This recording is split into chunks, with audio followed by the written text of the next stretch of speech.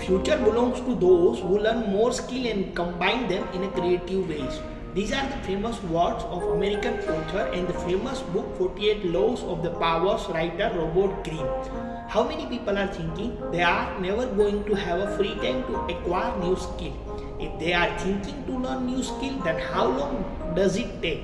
I would like to answer these questions. Hello and welcome. I am Jay Prajapati, Master Communication Trainer of English. Today we are going to discuss a magical book, The First 20 Hours, How to Learn Anything Fast, written by the Joseph Kaufman. Joseph Kaufman is the best-selling author of books on a business, entrepreneurship, skill acquisition, productivity, applied and psychology and practical wisdom. If you want to learn any new skill, then it takes 10,000 hours. The 10,000 hours rule came out of studies of expert level performance. There is a professor at Florida State University. His name is K. Anders Ericsson. He is the originator of the 10,000 hours rule. And where that came from is he studied the professional athletes, world-class musicians, chess grandmasters, all of these ultra competitive folks in ultra high performing field. An author by the name of Malcolm Gladwell wrote a book in 2007 called Outliers, the story of the success, and that central piece of that book was the 10,000 hour rule. Practice a lot, because the practice makes perfect to learn new things. But the Joseph Kaufman wrote in this book, if you want to learn something new, then it takes 20 hours. Let's discuss. I would like to share 6 most important chapters of this book. Chapter number 1, 10 principles of rapid skill acquisition. First, choose a lovable project.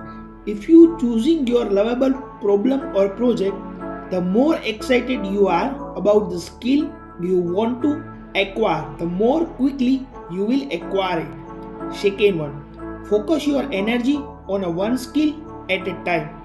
If you are doing a multiple task on the same time, then you are not doing justice with your use step-by-step formula, complete one and start new. Third one, define your target performance level. A target performance level is a simple sentence that defines what good enough look like. How well would you like to be able to perform skill you are acquiring?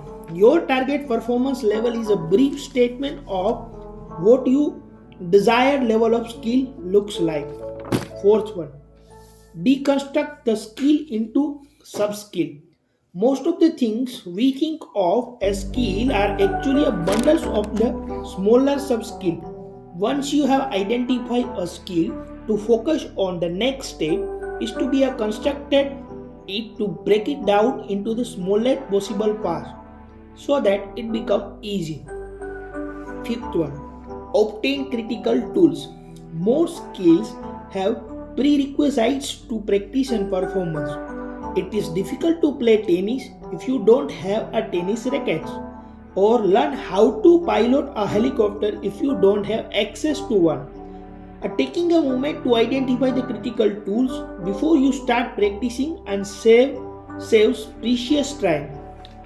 Sixth one, eliminate barriers to practice. There are many things that can get in the way of practice, which make it much more difficult to acquire any skill. These barriers can be anything from significant pre-practice efforts, such as misplacing your tools, not acquiring the correct tools before practicing, or skipping setup requirements. Intermittent resource available, such as using borrowed equipment or relying on the resources that has limited operating hours. Environmental distraction, such as a television, ringing phones and incoming emails. Emotional blocks, such as fear, doubt and embarrassment. Seventh one, make a dedicated time for the practice. The time you spend acquiring a new skill must come from the somewhere. Unfortunately, we tend to want to acquire new skill and keep doing many of the other activities we enjoy, like watching TV, play video game, etc. 8 1. Create the fast feedback loops. Fast feedbacks means getting the acquired information about how well you are performing as quickly as possible. The longer it takes to get accurate feedback, the longer it will take to acquire the skill. Ninth one, practice by the clock in the short bursts.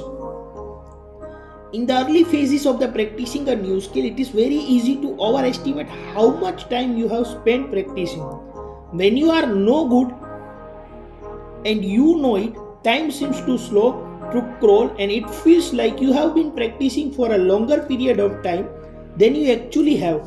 The solution for this is to practice by the clock by a decent countdown timer and set it for the 20 minutes. There is only one rule. Once you start the timer, you must practice until it goes off, no expectation. 10th one, emphasize quantity and speed.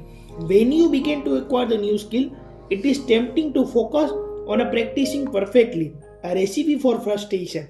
Your performance of course, won't be anywhere close to perfection. Instead of trying to be perfect, focus on practicing as much as you can as quickly as you can while maintaining good enough form. Chapter number 2, 10 major principles of effective learning. First one, choose a lovable project. Second one, focus your energy on one skill at a time. Third one, define your target performance level. Fourth one, deconstruct the skill into sub-skill. Fifth one, obtain the critical tools. Sixth one, eliminate barriers to practice. Seventh one, make dedicated time for the practice. Eighth one, create the fast feedback loops. Ninth one, practice by the clock in a short bursts. 10th one, emphasize the quantity and speed. Chapter number 3, utilize smaller steps. As well as choosing your skill levels, you also have to utilize smaller steps.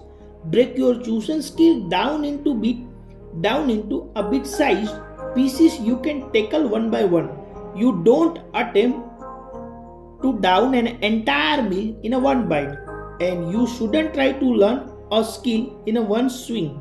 By diving up the work and ahead of you, progress will be the easier and the steps you need to take to succeed will be more clear out. Chapter number 4, give yourself time to practice. If you rely on finding the time to do something, it will never be done. If you want to find, you must make time. These are the words of the Josh Kaufman. In today's world, people are busier than ever.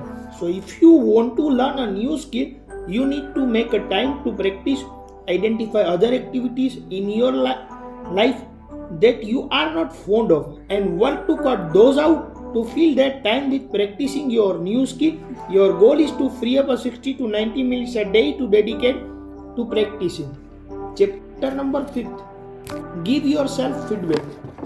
The 8th principle of the rapid skill acquisitions states that you must get feedback on your progress. For instance, perhaps you are trying to learn a Chinese, you should find a way to get fast feedback on your progress. So you will know if you have put a step wrong. After receiving this feedback, you can choose to approach your skill acquisition differently. Chapter number 6, eliminate distraction in your environment. Distraction are an enemy number of rapid skill acquisition. Distraction in focused practice and lack of focused practice leads to slow skill acquisitions. You can preempt this by taking the few minutes to anticipate and eliminate as many distractions as possible before you start practicing. The most significant source of the distraction come into form electronic and biologically. Your television, phone and internet are electronic distraction. Turn them off, unplug them. Well, meaning family members, colleagues and pets are the biological distractions. You cannot turn off the people, but you can let them know in advance that you will be not available. The fewer distraction you have while practicing, the more quickly you will acquire the skill. One famous English proverb, life is a growth. If we stop growing technically and spiritually, we are as good as a dead. Never stop learning. Thanks for listening me. If you like this video, then like, subscribe and save as much as possible.